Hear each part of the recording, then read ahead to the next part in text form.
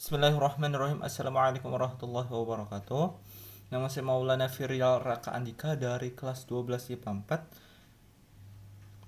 4. Saya ingin memaparkan atau mempresentasikan pengaruh teknologi terhadap NKRI. Jadi, kemajuan teknologi saat ini adalah saat-saat berkembangnya pesat teknologi tersebut. Dengan berjalannya waktu, teknologi semakin berkembang secara signifikan tentunya. Inovasi-inovasi yang dikembangkan oleh seseorang di dalam suatu negara itu dapat berkembang karena iptek. Hal ini dapat membawa pengaruh baik sehingga dapat mendorong ke arah perkembangan yang lebih pesat daripada sebelumnya. Di sisi lain, dalam pengaruh pasti terdapat efek sampingnya.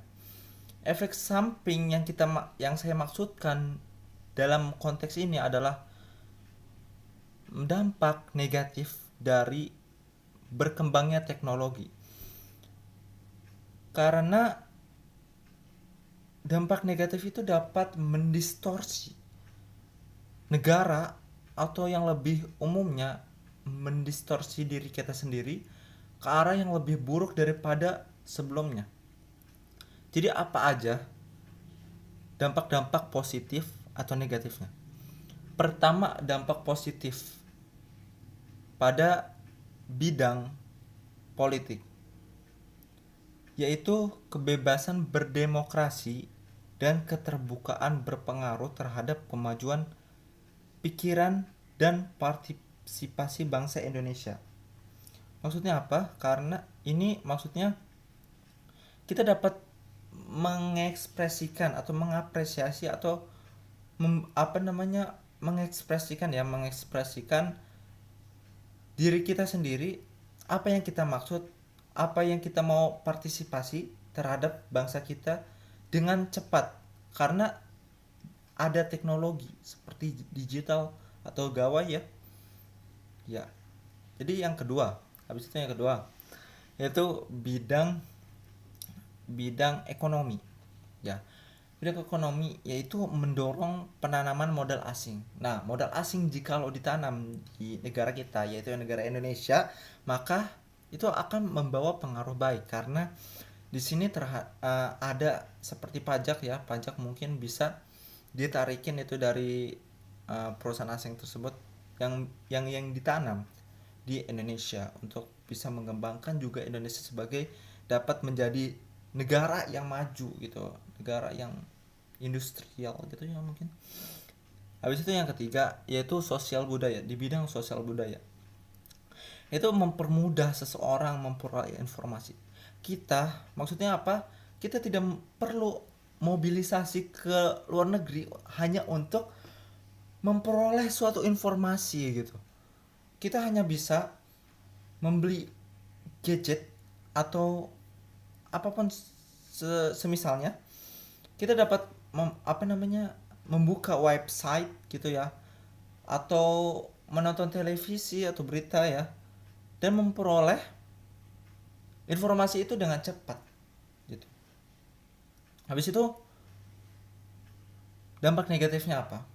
Oke, dampak negatif yang pertama pada bidang politik ya, itu nilai kebebasan dalam berdemokrasi dan keterbukaan tidak menutup kemungkinan untuk disalahartikan.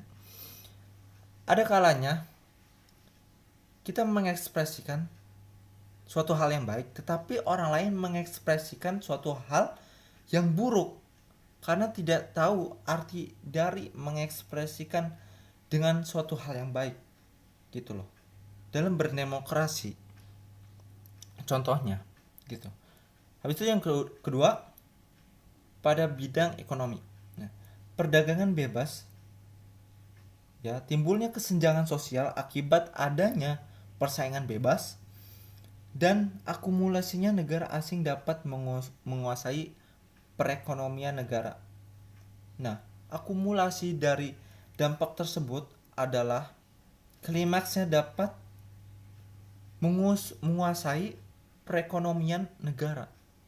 gitu. Kalau misalnya udah memonopoli, ya memonopoli negara asing di Indonesia, nanti bisa lama-lama membawa pengaruh terhadap perekonomian atau bisa menguasai perekonomian negara. Terus itu yang ketiga yaitu tentang bidang sosial budaya, memunculkan sifat hedonisme atau terlalu berlebihan terhadap dunia, cinta dunia maksudnya, konsumtif dan individualis. Ini kenapa? Karena hedonisme. Kita mempunyai desire atau ambisi untuk memperoleh apapun yang kita inginkan gitu ya. Itu hedonisme. Nah, konsumtif juga sama seperti hedonisme. Hampir sama, tetapi konsumtif ini kita lebih banyak membeli suatu barang tanpa kita bisa memproduksinya gitu. Dan individualisme, karena semakin maraknya digital, maka orang-orang ini lebih senang berada di suatu media sosial gitu ya.